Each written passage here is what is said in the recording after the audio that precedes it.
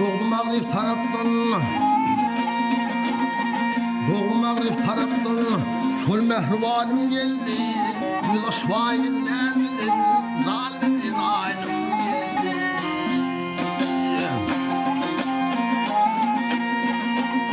ay men ýarynyň ferwury baglyr bu aýdy dökti gelden huny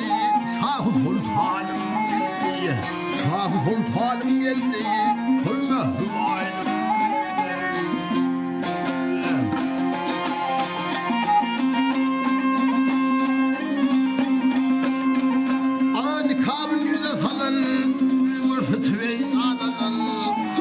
arzulap yadan ahu kılaym geldi şol Mähribanym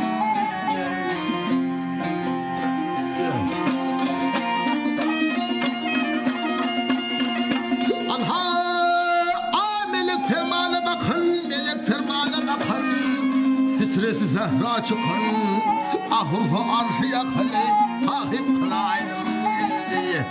halypalaryň geldi şol Mähribanym Mağtum ulubini va gözleme seni sana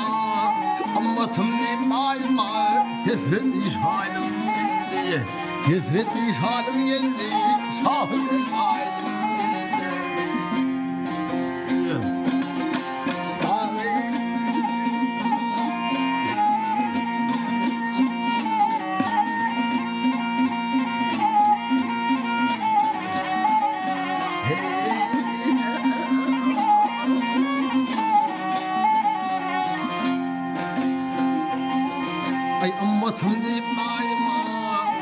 ammatım deyip daima